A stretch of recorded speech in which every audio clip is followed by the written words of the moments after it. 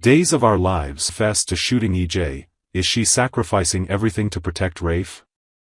Salem is on the brink of yet another shockwave, and this time, the person at the center of the storm is someone no one expected, Police Commissioner Jada Hunter. In the upcoming episodes of Days of Our Lives, Jada is set to stun the town with a jaw-dropping confession. She was the one who shot E.J. DiMera. But is her confession based on truth, or is it a desperate attempt to protect the man she believes is the real shooter, Rafe Hernandez?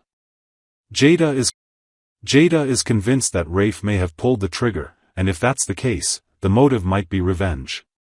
In her chaotic, guilt-ridden mind, she can't bear the thought of Rafe facing the consequences. She's ready to take the fall, sacrifice her career, her freedom, her entire life, without even knowing for sure what truly happened. The night of the shooting, a blur of alcohol and guilt. The night EJ was shot was one of tension and confusion. EJ, known for having a long list of enemies, had a number of heated confrontations leading up to the attack. It wasn't shocking that someone wanted him gone, but what shocked everyone was Jada's potential connection to the crime. That night, Jada was at a bar, drinking heavily, very out of character for someone so composed and professional. When the news came in about EJ being shot, she rushed out, intoxicated and disoriented. And then the nightmare deepened. Her police-issued gun was missing. A missing gun and a mind full of blanks. Jada had no clear memory of what happened next. She didn't remember where she went, who she met, or what she might have done. And worse still, her weapon was gone. When the ballistics report later revealed that the bullet came from a standard-issue police revolver, panic set in. Had someone used her gun? Had she herself fired the weapon and blocked it out completely? Or was something more sinister at play? Then came the possibility that rattled her to the core, Rafe. Rafe, Arnold Feniger, and the price of not knowing the truth. The situation became even more tangled when reports surfaced that Arnold Feniger, a known criminal who had once impersonated Rafe, may have been in Salem around the time of the shooting.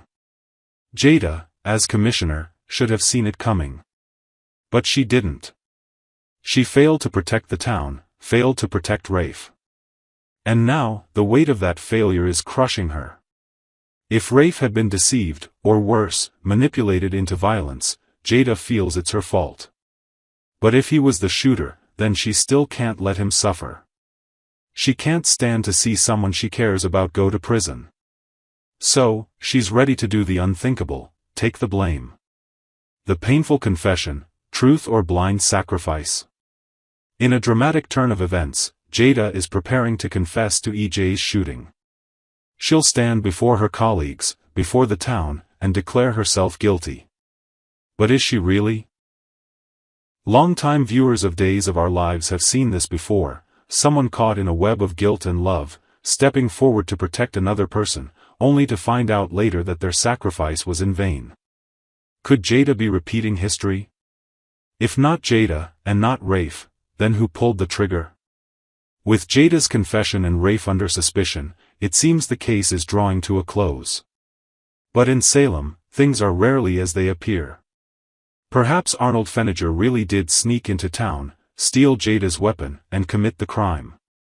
Or maybe there's another figure in the shadows, someone with a deeper grudge against EJ, someone who's been watching and waiting for the perfect moment to strike. And now, Jada, who may be entirely innocent, is about to throw her entire life away for a crime she didn't commit. Next, on Wednesday episode, on a damp Salem morning, the kind of gray day when the wind rattles the windows of the Brady pub and the aroma of fresh ground beans sweetens the air, Kate Roberts slipped onto a barstool with her phone still in her hand. Lucas had just called from whatever safe house he is hiding in, convinced that now, because E.J. DiMera lies unconscious in a hospital bed, he could stop looking over his shoulder. Kate, never one to whisper, laughed straight into the phone and assured her son that she had not been the one to pull the trigger. As soon as the call ended, Samantha Brady swept in, cheeks flushed with equal parts worry and suspicion, and asked for a cup of coffee that was strong enough to stand a spoon in. Although Sammy carries a married name, her relationship with Kate will never be simple. Their truce is fragile, bound together only by their mutual love for Roman Brady. They wasted no time volleying polite insults. Sammy took a swipe at Lucas's cowardice, and Kate, in turn, narrowed her eyes and reminded Sammy, though gently for once, that Roman's heart is not to be trifled with.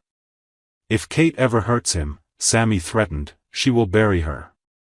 A heartbeat later they were chuckling as if nothing dangerous had been said at all. Such is life in Salem, threats blend into endearments over Irish roast coffee. Kate shifted the conversation toward her guilt over revealing the circumstances of Johnny's conception to the young man himself. She and Roman had felt obligated to come clean, yet neither of them slept easily afterward. Sammy surprised her stepmother by brushing the matter aside. She had not skipped dinner out of anger, she had simply been occupied with Rafe Hernandez. The admission drew one perfectly arched eyebrow from Kate, who reminded Sammy that Rafe is, at least officially, engaged. Sammy shrugged. The engagement crumbled, she insisted, after Jada Hunter was discovered in Sean Brady's bed. That revelation startled Kate, who had missed that particular piece of gossip. Wasn't everyone aware? Sammy asked, almost teasing. Kate's mind immediately leapt to motives. If Sean and Jada had crossed that line, did Rafe learn of their indiscretion before or after EJ was shot? The thought chilled Sammy. She could not believe Rafe would ever fire a gun at EJ. Kristen DiMera is the prime suspect, and if she is guilty Sammy will breathe easier, at least then Johnny would be spared suspicion. Still, Kate smelled fresh scandal. Emotional wounds drive people to awful choices, and right now Rafe is every bit as wounded as Johnny. Across town at Small Bar, Rafe and Jada's hearts laid bare while Kate and Sammy dissected motives. Rafe strode into Small Bar, the small neighborhood spot that never closes and seems to absorb Salem's secrets like smoke into its wood-paneled walls. Jada sat alone, her fingertips circling the rim of an untouched glass of water. The detective's face was a storm front.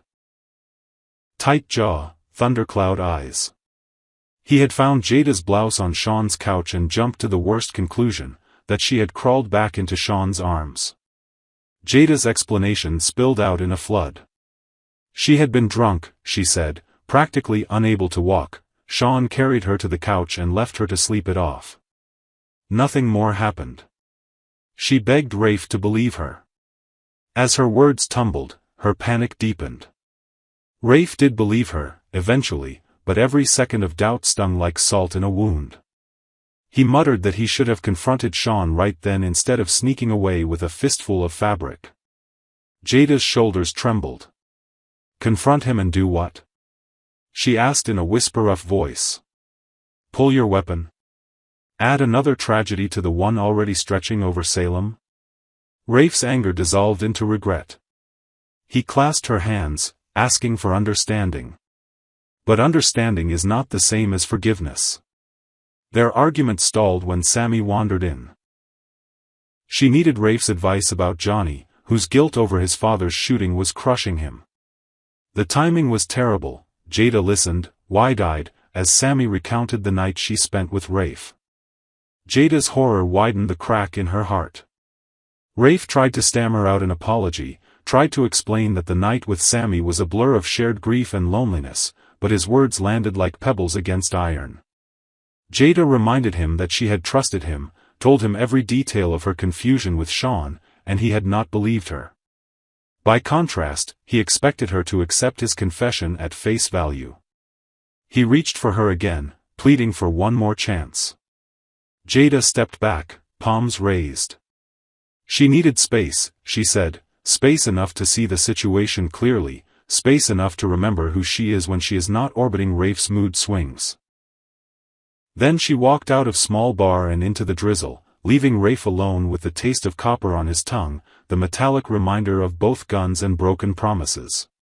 Why suspicion grows like ivy in Salem. Back at the pub, Kate watched Sammy hurry out after a brief phone call.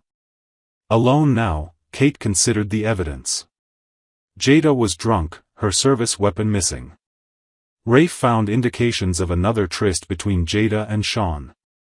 EJ lies in a coma. Kristen has fled town again. Lucas is out of hiding. Johnny is racked with guilt. It is a tangled bush of jealousies and half-truths. In Kate's experience, the simplest answer is rarely the right one. Whoever pulled the trigger might have wrapped motive, opportunity, and heartbreak together in a single reckless moment. As the noon bell at St. Luke's chimed through the mist, Kate resolved to do what she does best: gather information before the whisper mill defines the narrative. She would talk to Roman, to Chad, even to Marlena if necessary. Before Salem tears itself apart, someone must separate the facts from the fevered imaginings. The ripple effect and what lies ahead for the older residents of Salem, those who remember every marriage, every betrayal, and every miraculous return from the dead, this new crisis feels painfully familiar. Yet it cuts deeper each time, because by now they know how fragile peace can be. When one DiMera falls, a dozen hearts break, and the town's fragile alliances come under strain. Kate fears for Lucas, whose freedom hangs by a thread. Sammy fears for her son, whose temper and love for his father might brand him a suspect. Rafe fears he has lost Jada forever and wonders whether anger drove him closer to a crime than he wants to admit. Jada fears her badge will be stripped away if her missing pistol is linked to the shooting. And somewhere in a private room at Salem University Hospital, E.J. DiMera lies silent, every hiss of a ventilator counting down to either recovery or ruin. The coming days will decide the course of several lives. If Kristen is captured and confesses, a measure of relief may ripple outward. If evidence points to Johnny or Rafe, families will split down the middle. And if Jada's gun surfaces with her fingerprints, Salem will endure another storm of scandal that could swallow careers and romances alike. For now the residents of this storied town cling to routine: coffee at the pub, quiet prayers at St. Luke's, late-night confessions at small bar. But beneath the rituals, suspicion coils tighter with every passing hour, and the question hangs in the damp spring air: who really fired the shot that put E.J. DiMera in a coma? One truth endures: Salem will survive, because it always does. Yet survival comes at a cost, and someone, somewhere, is about to pay.